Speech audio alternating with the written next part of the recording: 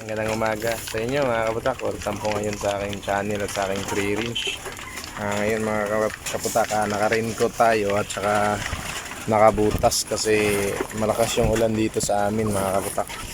Tapos yung ating alaga, dito natin sa loob pinakain, di doon sa labas kasi mababasa sila ng todo. Kaya dito lang muna natin sila pinapaka mga kaputak.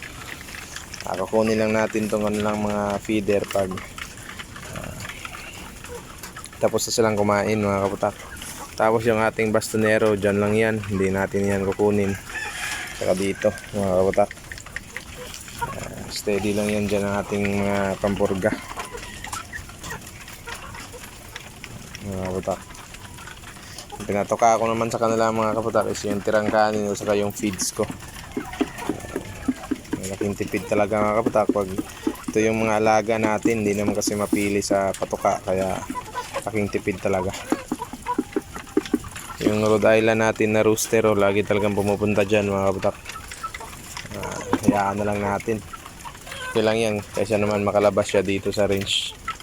Yan, okay lang yan mga kaputak.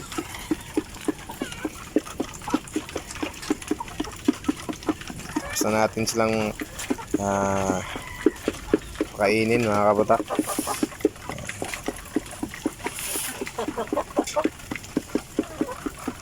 Yung ating mga trapal na ginawa nating harang para hindi makapasok yung ulo nila, nasira na din mga kaputak. Ayusin lang natin yan. Ewan ko mga kaputak anong gagamitin ko dyan, baka yero nang gagamitin ko dyan. Hindi kaya ito lang, i-repair lang natin. Sinasira kasi mga kaputak hanggang doon, na gutad-gutad na.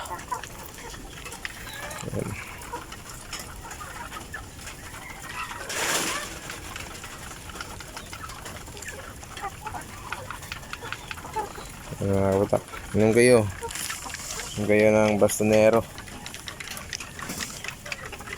Ito lang yung tubig natin ibibigay sa kanila ngayon mga kaputak, bastonero plus.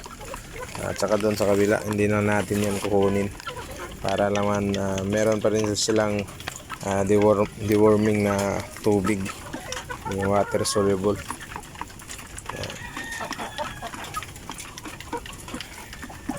Silang kumain mga kaputak at medyo malalaki na yung ating mga alaga. Yung napilayan mga kaputak, naka-recover na din. Na-recover na yung pakpak niya. Yun, yung malaki na yun. Ito yung future breeders natin mga kaputak, yung ating mga Rhode Island.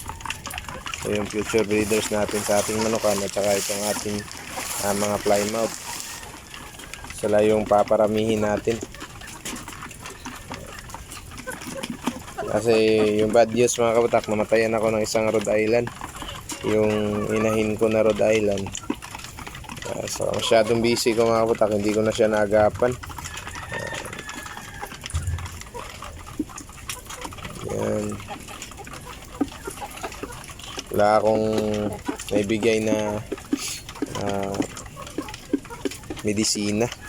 Pwede pa yun kasi yung ginagamit ko naman dito mga kaputak, hindi naman yung mga synthetic na mga medisina, mga natural lang na pamamaraan. Yung sa tubig nga nila mga kaputak, nilagyan ko ng garlic yan. Yan, yung tubigan nila. Pero ngayon mga kaputak, yun lang munang bastonero plus yung ginamit ko.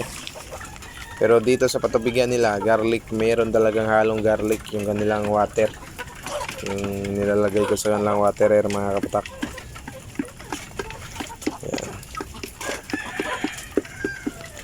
Maya mga kaputak, kukunin natin to para hindi nila maiputan mga kaputak, kasi pag maiputan nila meron yung baka magkakasakit pa sila. Kunin natin tong feeder sa kanilang patungan mga kaputak. Ito yung range natin pag maulan. Yan.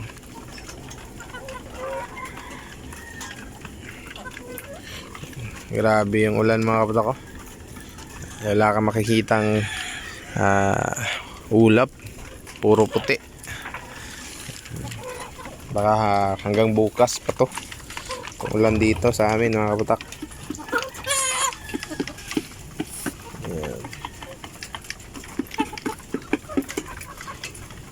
Ito yung kagandahan ng mga free range mga kaputak. Sa akin na experience mga kaputak, kasi beginners pa naman ako. Yung ating mga alaga kasi hindi naman talaga mapili mga kaputak. At ang dali lang alagaan. Pag merong mga nagkakasakit mga kaputak,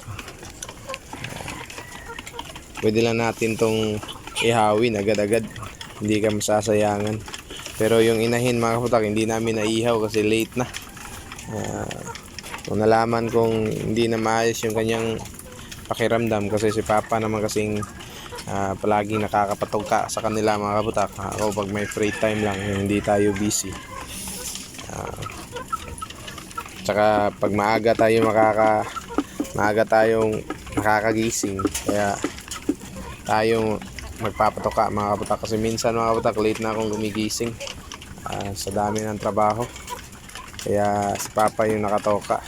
Tapos hindi na tingnan yun ni Papa yung babae dun, yung hen natin. Kaya nangyari, medyo malala na pa yung yung sakit niya mga kaputak, hindi na natin nagapan. Pero okay lang mga kaputak, ganun talaga. Meron talagang mga nangyayaring ganyan sa pagmamanok. Experience ko naman dito mga kaputak. Yung mga nangyayaring experience sa akin, yung mga failure natin dito. Unti-unti mga kaputak, meron tayong mga maraming natutunan. Kasi yung ating pag-aalaga naman, yung experience is the best teacher naman talaga mga kaputak. Best teacher talaga yung ating, yun yung mga nagtuturo sa atin ng ating mga kamalian. Kaya no worries mga kaputak, ganito talaga mag-alaga pag beginners tayo. Iba pa rin yung experience mo sa napapanood mo mga kaputak. Sa akin, marami naman akong napapanood. Ito mga ginagawa nila, pero iba pa rin yung na-experience mo mga kaputak. Yung pag-aalaga, meron talagang namamatay. Lalo na itong ating mga alaga, wala naman tong mga bakuna. Kaya anytime mga kaputak, magkakasakit ito. Kaya may mamamatay talaga mga manok sa atin mga kaputak, kasi wala naman talaga itong mga bakuna sila.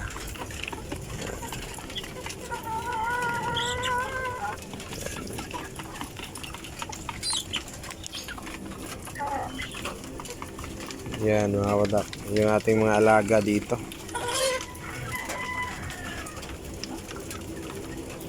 Papadamihin natin tong mga inahin mga kaputak, kasi sila yan naman yung nagpo-produce. Yung mga lalaki dito, kakatayin natin to sila. Ilan lang yung iiwan natin, pero itong mga babae, yung mga hen talaga, sila yung ititira natin dito sa ating free range. Kasi sila yung sooner natin na breeders. Yan.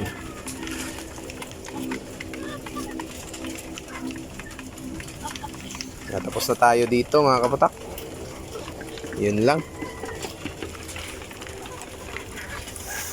Yun lang mga kaputak. Happy farming po sa lahat. God bless you all. Don't forget to like and subscribe, at pakipollow na rin sa aking official Facebook page, Kaputak Heritage Chickens.